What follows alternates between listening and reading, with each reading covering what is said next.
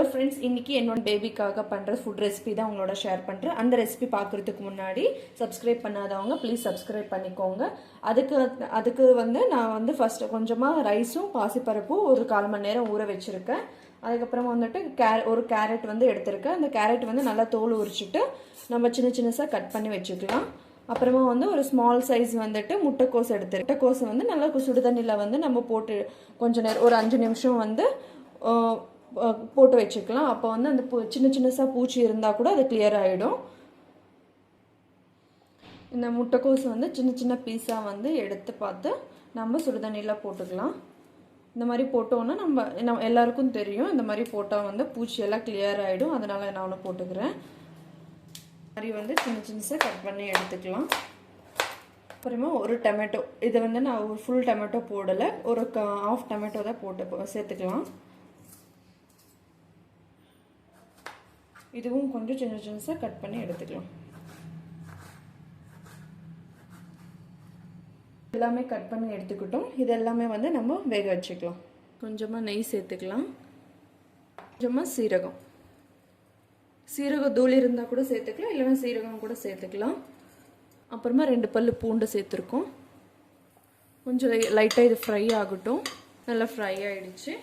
இப்போது இதில் வந்துட்டு நம்ம கட் பண்ணி வச்ச டொமேட்டோ சேர்த்துக்கலாம். சேர்த்துட்டு சும்மா இந்த மாதிரி சிம்பிளாக ஒரு ஃப்ரை பண்ணிவிட்டு கட் பண்ணி வச்ச கேரட்டு, அதுக்கப்புறமா நம்ம கட் பண்ணி வச்ச முட்டைக்கோஸ் வந்து இதுக்குள்ளே சேர்த்துக்கலாம்.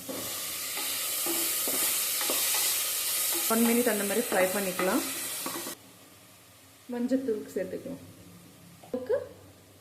பெருங்காயத்தூள் போட்டுக்கலாம்.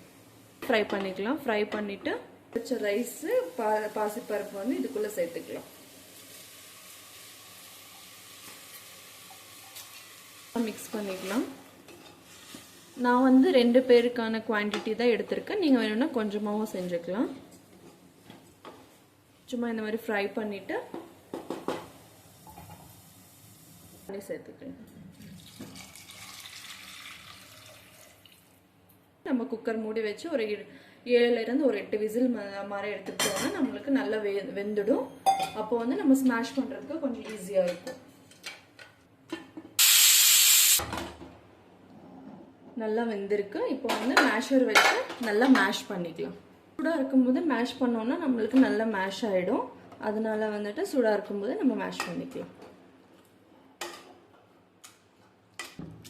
இந்த மாதிரி மேஷர் வச்சு மேஷ் பண்ணிக்கலாம், இல்லைன்னா நம்ம மிக்ஸி ஜாரில் போட்டும் கிரைண்ட் பண்ணி கொடுத்துக்கலாம். நான் வந்துட்டு 7 மந்த் கம்ப்ளீட் ஆனதுனால அப்படியே மேஷ் பண்ணி கொடுத்துட்ருக்கேன். நீங்கள் வேணும்னா கிரைண்ட் பண்ணி கூட கொடுத்துக்கலாம். இப்போ பவுலுக்குள்ளே சர்வ் பண்ணிவிட்டு நம்ம வைக்கலாம்.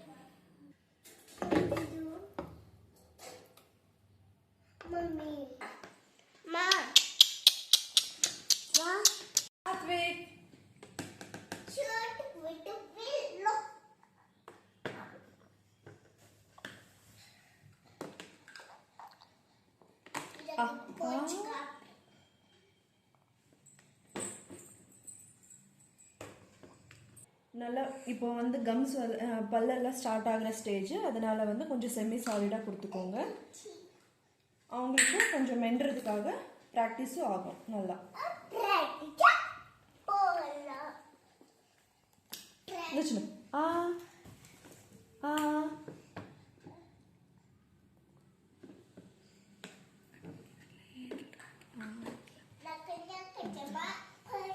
சத்து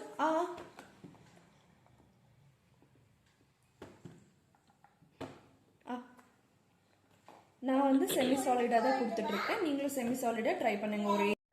இந்த வீடியோ கண்டிப்பாக உங்களுக்கு யூஸ்ஃபுல்லாக இருக்கும்னு நினைக்கிறேன். இந்த வீடியோ பிடிச்சிருந்தா லைக் பண்ணுங்கள், ஷேர் பண்ணுங்கள், மறக்காமல் சப்ஸ்கிரைப் பண்ணி கமெண்ட் பண்ணுங்கள். பாய். See you on next video.